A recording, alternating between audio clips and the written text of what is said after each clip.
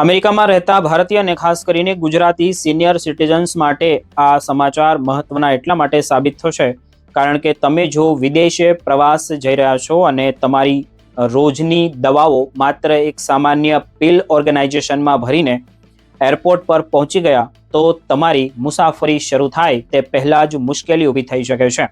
અમેરિકામાં કાયદેસર રીતે મળતી દવા બીજા દેશમાં પણ કાયદેસર જ હશે એવું માનવું મોટી ભૂલ બની શકે છે।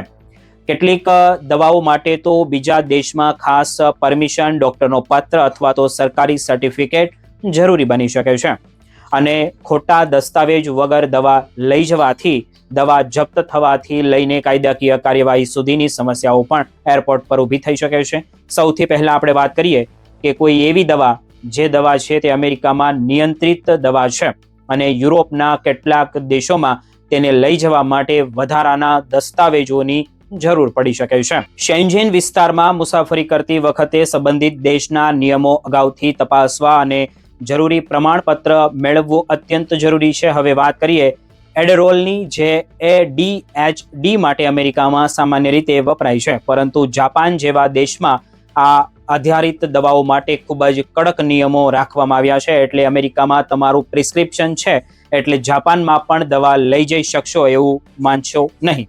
આ રીતે એક્સરેક્સ અને જે આલ્ફારોઝન છે કે પછી એમ્બિયન એટલે કે ઝોલ્ફેડેન્સ જેવી દવાઓ પણ કેટલાક દેશમાં નિયંત્રિત દવાઓની શ્રેણીમાં આવી શકે છે। તેથી પ્રવાસ પહેલા જે દેશમાં દવા લઈ જવાના છો તેની સત્તાવાર માહિતી તમારે તપાસવી ખૂબ જરૂરી છે।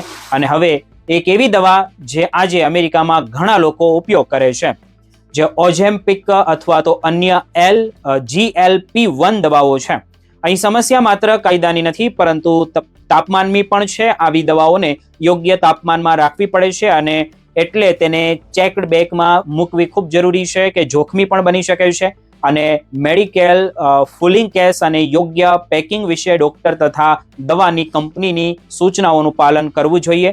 મિત્રો, દવા કદાચ ઘણા દેશમાં પ્રતિબંધિત ન હોય એવી દવાઓ પણ હોય, પરંતુ વિદેશમાં અકસ્માત કે ઇમરજન્સી સર્જરી વખતે ડોક્ટરને તમે કઈ દવા લેવા માટે કહો છો કે પછી તેની જાણ ન હોય તો ગંભીર સમસ્યા પણ તેમાં ઊભી થઈ શકે છે। એટલે જે પણ નામ, ડોઝ અને તેની વિગતો છે તે સંપૂર્ણપણે તમારે યાદી રાખવી જોઈએ। અથવા તો જે થાઇરોઇડની દવા માટે પણ સમયસર ડોઝ લેવો મહત્વનો બની જાય તમારી માટે, તો એ ખાસ કરીને ટાઈમ ઝોન બદલાય ત્યારે। અને સૌથી ચોંકાવનારી બાબત તો એ છે કે કેટલાક દેશમાં ખૂબ જ કડક રીતે નિયંત્રિત દવાઓ પણ રાખવામાં આવતી હોય છે, એટલે સામાન્ય OTC દવા સમજીને તેને બેગમાં મૂકી દેવી યોગ્ય નથી ગણાતું।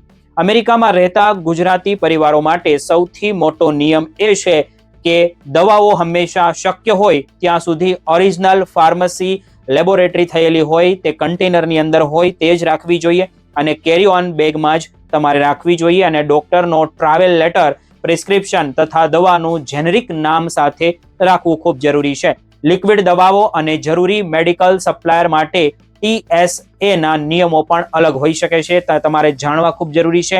તેની માટે પણ અમે વિડીયો બનાવેલો છે। તેથી સુરક્ષા તપાસ પહેલા દવા ડિક્લેર કરવી ખૂબ જરૂરી છે। અને ખૂબ મહત્વની વાત, મુસાફરીના થોડા કલાકો પહેલા નહીં પરંતુ અઠવાડિયા પહેલા તૈયારી તમારે શરૂ કરી દેવી જોઈએ। દેશમાં જવાના છો તેની એમ્બેસી, કસ્ટમ અને હેલ્થ ઓથોરિટીઝની સત્તાવાર વેબસાઇટ પર તમારી ચોક્કસ દવાનું નામ અને માત્રા તમારે લખવી જોઈએ, કારણ કે એક નાની ભૂલ તમારી આખી વિદેશ યાત્રાને મુશ્કેલીમાં મૂકી શકે છે। અહીં આપણે ભારત અથવા તો ભારતથી અમેરિકા જવાની વાત થઈ રહી છે। તેથી અમેરિકામાં રહેતા ભારતીય અને ગુજરાતી સિનિયર સિટીઝન દવા માટે તમારી જીવન રક્ષક જરૂરિયાત દવાઓ છે, પરંતુ વિદેશ પ્રવાસ તમે કરી રહ્યા છો તો તે દવા કાયદાકીય જવાબદારી પણ બની શકે છે। એટલે મારી દવા તો અમેરિકામાં જ કાયદેસર છે એટલું પૂરતું નથી। પ્રવાસ પહેલા નિયમો તપાસો, જરૂરી કાગળો તૈયાર કરો અને પછી જ મુસાફરી તમારે આગળ કોઈ પણ જગ્યાએ કરવી જોઈએ।